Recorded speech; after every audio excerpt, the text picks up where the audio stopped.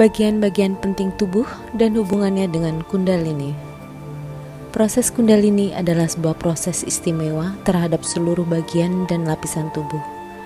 Oleh sebab itu, seseorang yang membangkitkan Kundalininya harus mengetahui tubuhnya dengan lebih baik. Selain tubuh fisik yang terlihat, manusia juga memiliki lapisan tubuh yang tidak terlihat mata, yang seluruhnya berjumlah 7 buah. Karena tubuh yang satu terletak di dalam tubuh yang lain, tubuh-tubuh ini biasa juga disebut dengan lapisan-lapisan tubuh. Lapisan-lapisan tubuh ini amat jarang dikenal. Keberadaan lapisan-lapisan tubuh ini juga tidak diketahui dalam dunia kedokteran. Pengetahuan mengenai hal ini lebih banyak dikenal dalam sudut spiritual saja.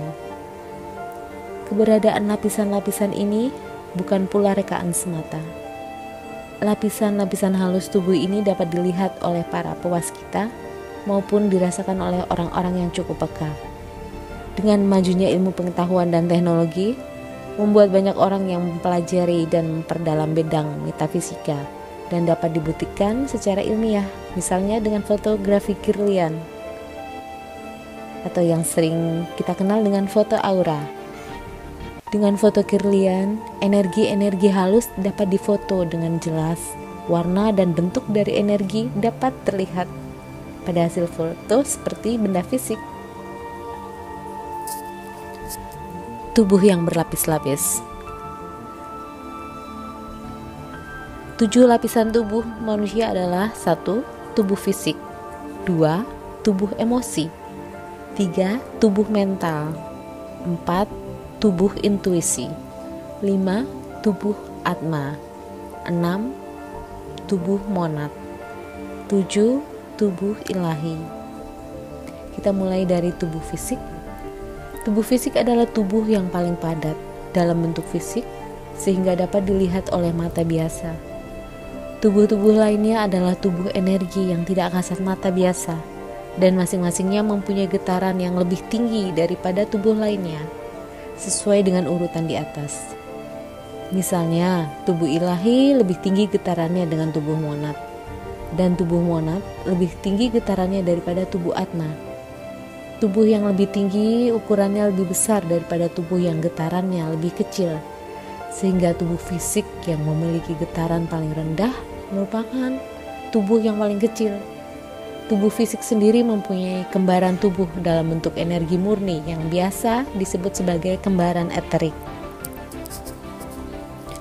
Dalam kehidupan sehari-hari, manusia pada umumnya hanya mengutamakan beberapa tubuh saja, yaitu tubuh fisik, tubuh emosi, dan tubuh mental. Pembersihan oleh Kundalini bertujuan untuk membersihkan tidak hanya ketiga tubuh yang dipergunakan sehari-hari ini, melainkan ketujuh tubuh yang ada. Seluruh lapisan tubuh seluruh lapisan tubuh harus dikembangkan dengan baik dan seimbang untuk mendapatkan peningkatan spiritual. Ketiga tubuh pertama yaitu tubuh fisik, tubuh emosi, dan tubuh mental dalam pelajaran umum Tao biasa juga disebut dengan tubuh-tubuh duniawi. Keempat tubuh lainnya yang mempunyai getaran lebih tinggi disebut sebagai tubuh spiritual. Keberadaan tubuh-tubuh spiritual ini dan teknik pembersihan yang jarang dibahas karena dianggap hanya boleh diturunkan kepada murid-murid tertentu saja. 1. Tubuh fisik. Tubuh fisik sebagai tubuh yang paling nyata amat penting sebagai dasar dalam pengekspresian dari tubuh-tubuh lainnya. Pengembangan tubuh-tubuh lainnya tanpa menghiraukan tubuh fisik tidak dapat memberikan keseimbangan. Di samping itu, masalah pada tubuh fisik biasanya akan menulari tubuh-tubuh lainnya. Dengan bangkitnya Kundalini, tubuh fisik membutuhkan lebih banyak olahraga dan pembersihan agar energi Kundalini dapat bergerak lancar. Kundalini membersihkan dan memperkuat berbagai anggota dan organ tubuh fisik. Akan tetapi, saat Kundalini dihentikan oleh hambatan, olahraga dan pembersihan membantu memperlancar peredaran energi Kundalini. Olahraga dan pembersihan tubuh secara teratur menjaga kelancaran aliran energi Kundalini dan mencegah terjadinya hambatan. Dengan demikian, efek negatif dari pembersihan Kundalini dapat diminimalkan. 2. Tubuh emosi. Perasaan-perasaan berasal dari tubuh emosi. Melalui tubuh emosi, manusia belajar memberi, memperhatikan, dan mencintai, dan mengharapkan untuk memperoleh hal yang sama dari orang-orang sekelilingnya. Apabila perasaan yang ada tidak dapat diekspresikan dengan baik, orang yang bersangkutan cenderung mencari pelarian dengan melakukan berbagai kegiatan negatif seperti mabuk-mabukan dan sebagainya. Setelah mengetahui secara jelas masalah yang ada pada tubuh emosi, pelarian dapat dilakukan. Pelarian dengan melakukan kebiasaan negatif ini dapat dihapuskan dengan mudah. Tubuh emosi sebagaimana namanya adalah pusat penyimpanan emosi. Selama masa pembersihan tubuh, emosi mungkin melonjak sedemikian rupa pada saat-saat tertentu. Saat sebuah hambatan sedang dibersihkan oleh Kundalini, orang yang bersangkutan mungkin dapat tertawa terbahak-bahak atau menangis sedih tanpa terkendali. Emosi-emosi yang telah menumpuk sekian lama harus dilepaskan melalui tawa ataupun tangisan.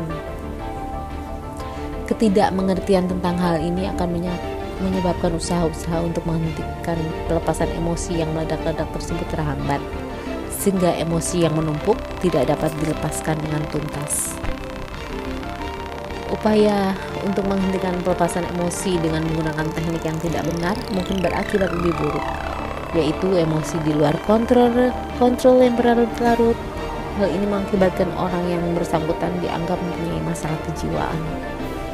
Harus diketahui bahwa Kundalini mengumpulkan banyak energi untuk membersihkan sebuah hambatan. Penggunaan teknik yang salah mengakibatkan Kundalini berhenti bekerja, sehingga energi yang telah terkumpul tidak dipergunakan atau disalurkan secara benar. Hal inilah di masa lalu yang telah mengirim beberapa orang ke rumah sakit jiwa. Oleh sebab itu, Kundalini harus dibiarkan bekerja dengan leluasa dalam melakukan pembersihan. Janganlah mencoba untuk menghentikan usaha Kundalini.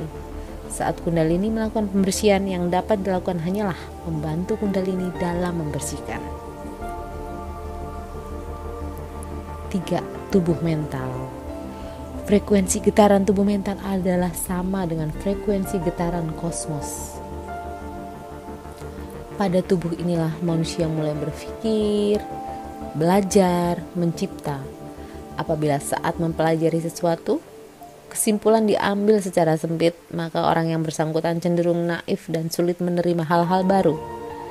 Pembersihan tubuh mental oleh Kundalini memunculkan pemikiran-pemikiran yang selama ini terpendam, baik yang positif maupun negatif. Energi dari Kundalini memberikan kekuatan kepada pemikiran-pemikiran tersebut, sehingga pemikiran-pemikiran yang negatif pun mulai berkembang. Latihan-latihan yang cukup harus dilakukan untuk membersihkan tubuh mental agar pemikiran-pemikiran negatif dapat dihapuskan amatlah penting untuk menjaga pandangan selalu luas dan pemikiran selalu positif.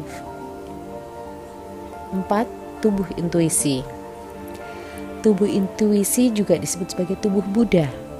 Walaupun tubuh intuisi merupakan tubuh pertama yang dianggap sebagai tubuh spiritual, tubuh intuisi merupakan tubuh yang terdapat di tengah-tengah antara 3 tubuh duniawi dan 3 tubuh spiritual.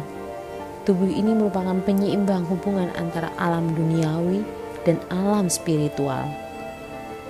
Pembersihan tubuh ini amatlah penting untuk menjaga keseimbangan antara kehidupan duniawi dan kehidupan spiritual. 5. Tubuh Atma. Tubuh Atma mempunyai getaran yang jauh lebih tinggi daripada tubuh-tubuh sebelumnya. Pusat karisma terdapat pada tubuh ini. Saat pembersihan, seseorang mungkin merasa menjadi super, misalnya merasa mengetahui segala sesuatu atau merasa melebihi orang-orang lain. Masa pembersihan tubuh Atma ini harus dilewati dengan hati-hati, karena tubuh Atma adalah salah satu tubuh di mana karma paling mudah terjadi. Dalam masa pembersihan tubuh ini amat penting dijaga untuk tidak menjadi terikat. Janganlah membiarkan ego sampai menguasai pikiran maupun perbuatan. Maka akan terjadi banyak hambatan baru.